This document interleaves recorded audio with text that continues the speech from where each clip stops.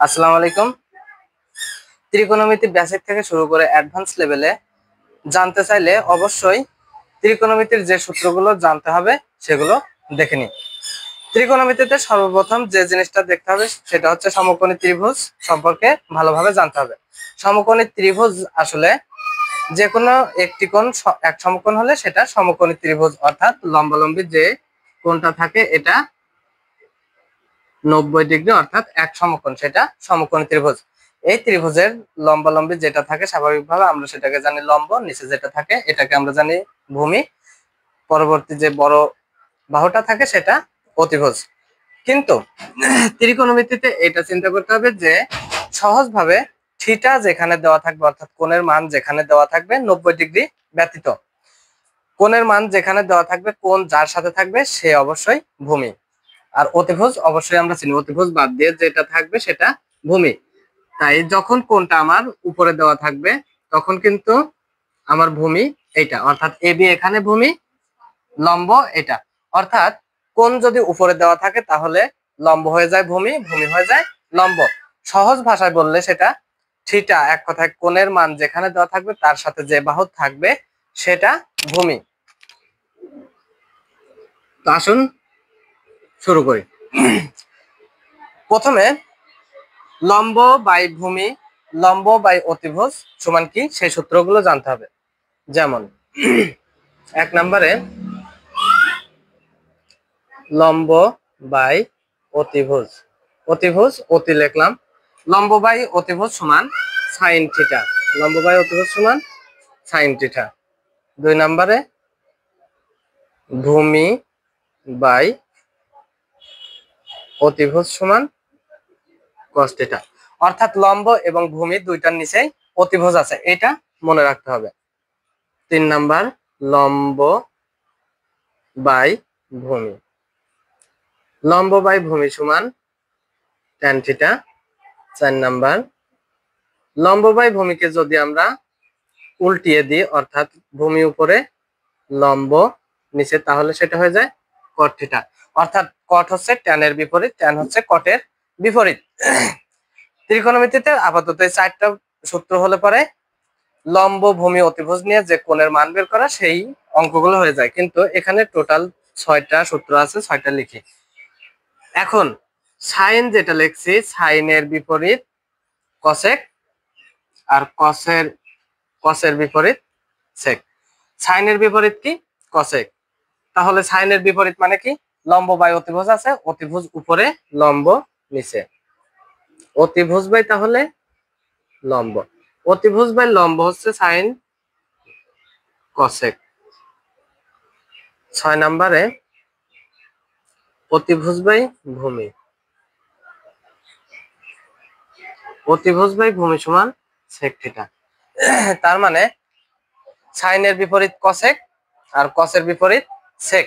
সহজ কথা, সাইন এবং কসের নিচে অতিভুজ থাকবে এবং সাইন এবং কসের যে বিপরীত সেক এবং কসেক তার উপরে অতিভুজ থাকবে। আর লম্ব বাই ভূমি ট্যান এবং কটে কখনোই অতিভুজ থাকবে না, সহজ কথা।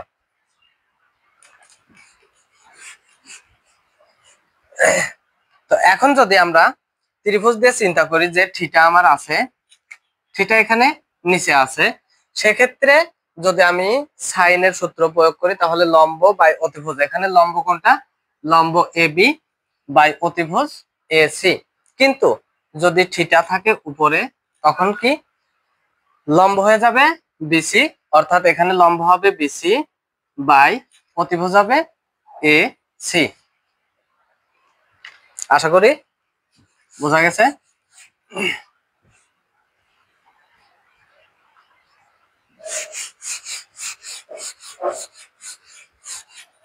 এখন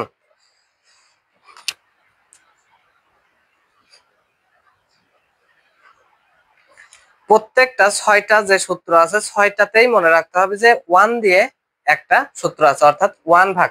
এগুলো সূত্র মনে রাখার কিছু শর্টকাট বলা চলে, যার যে সুবিধা মনে থাকে সেই সুবিধা সে প্রয়োগ করতে পারেন। প্রথমে আমরা লম্ব, অতিভুজ, ভূমি এগুলো দিয়ে একটা সূত্র 6টা আছে, প্রত্যেকটা আবার 6টা আবার সূত্র আছে, sine cos, tan cot, sec cosec, total 6টা। এই 6টা সূত্র আবার আছে হচ্ছে 1 ভাগ দিয়ে, অর্থাৎ যখন আমি সাইন থিটা বলবো সাইন থিটা সমান 1 by cosec theta, sine theta সমান 1 by cosec theta. Sine theta যদি 1 বাই কসেক থিটা হয় তাহলে কসেক থিটা সমান কি? তখন কসেক থিটা সমান তাহলে 1 বাই সাইন থিটা, অর্থাৎ এই প্রত্যেক 6টা সূত্রই কিন্তু 1 ভাগ দিয়ে আছে একবার। সাইন থিটা সমান 1 বাই কসেক থিটা, কসেক সমান 1 বাই সাইন থিটা। এখন তাহলে সাইনের পরে কি? Cos theta. কস থিটা সমান কি? কস থিটা সমান 1 by sec theta. Cos theta সমান 1 বাই সেক। সাইনের ক্ষেত্রে 1 বাই কসেক, আর কসের বিপরীত যেহেতু সেক তাই কস সমান 1 বাই সেক। তাহলে সেক থিটা সমান 1 by cos theta. 3 number tan theta. Tan theta সমান কি? ট্যান থিটা সমান 1 বাই কট থিটা।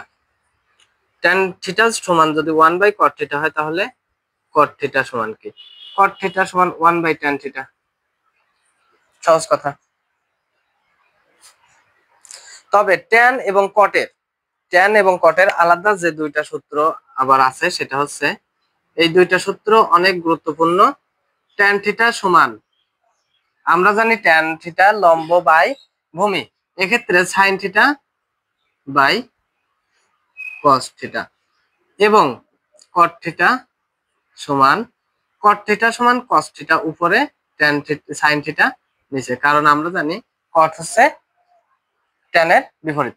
এই দুইটা সূত্র খুবই গুরুত্বপূর্ণ। এখন ত্রিকোণমিতি ম্যাথ করার জন্য সব থেকে গুরুত্বপূর্ণ যে তিনটা সূত্র ছাড়া কখনোই ত্রিকোণমিতি পারা সম্ভব না, সেই সূত্রগুলো কি?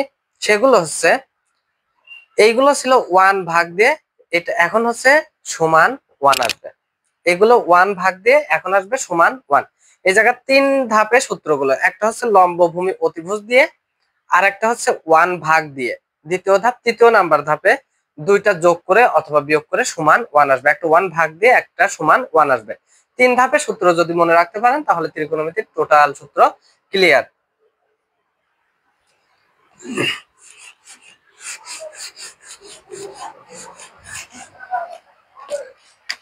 আমরা জানি 1 নম্বরে sine square theta plus cos square theta সমান 1। এটা খুবই গুরুত্বপূর্ণ, sign square plus cos square সমান 1। তো এখন একটা সূত্র থেকে কয়েকটা সূত্র বের করা যায়। যেমন সাইন সমান তাহলে কি হবে? 1 কস প্লাস আছে, ডান পাশে গেলে মাইনাস, তাহলে 1 মাইনাস কস স্কয়ার থিটা। তাহলে সাইন স্কয়ার থিটা সমান 1 মাইনাস কস স্কয়ার থিটা।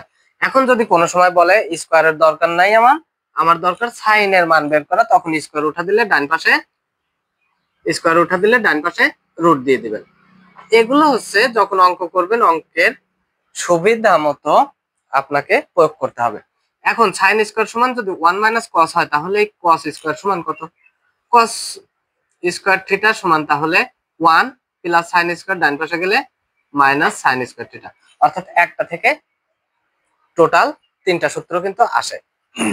এবং স্কয়ার উঠা দিতে হলে ডান পাশে রুট, এগুলোও কিন্তু করা যায় অঙ্কের সুবিধা অনুযায়ী। এখন 2 নম্বর যে সূত্র মনে রাখতে হবে, সমান 1 যেটা আসে সেক্ষেত্রে শুধুমাত্র sine square plus cos square সমানই 1 হয়, আর বাকি যেগুলো 1 হয় সেগুলো অবশ্যই মাইনাস দিয়ে, সেগুলোতে কখনো প্লাস থাকবে না। অর্থাৎ sec square minus tan square সমান 1। Sec square theta minus tan square theta সমান 1। Sec square theta minus tan square theta সমান যদি 1 হয় তাহলে সেক স্কয়ার থিটা সমান কত আসে? সেক স্কয়ার সমান তাহলে 1 প্লাস ট্যান স্কয়ার থিটা, কারণ ট্যান স্কয়ার এখানে মাইনাস আছে, ডান পাশে গেলে প্লাস। এখন যদি সেকের মান চাই, স্কয়ার না চাই, ডান পাশে রুট দিয়ে দিলে এনাফ। এখন সেক তো গেল, ট্যান, এই ক্ষেত্রে মনে রাখতে হবে আমরা শর্টকাটে সূত্র, যেহেতু ট্যান স্কয়ার থিটা ট্যানের আগে ছিল মাইনাস, কিন্তু আমরা কিন্তু মাইনাস নিই নাই। ট্যান স্কয়ার থিটা যখন আমি মাইনাস নিই নাই, মাইনাস উঠিয়ে দিয়েছি, তখন ডান পাশের চিহ্নগুলো শুধু পরিবর্তন। অর্থাৎ ট্যান স্কয়ার থিটা তাহলে এই সেক স্কয়ার থিটা প্লাস আছে, ডান পাশে গেলে মাইনাস, এবং সেই মাইনাস পরিবর্তন হয়ে প্লাস, অর্থাৎ প্লাসেরটা আগে sec square theta plus 1 minus 1 হয়ে যাবে। চিহ্নর পরিবর্তন, ওই যে মাইনাস উঠিয়ে দেওয়ার কারণে। তাহলে tan স্কয়ার থিটা সমান sec স্কয়ার মাইনাস 1। 3 নাম্বার যে সূত্র সেটা cosec minus cot, cosec square theta minus cot square theta সমান 1।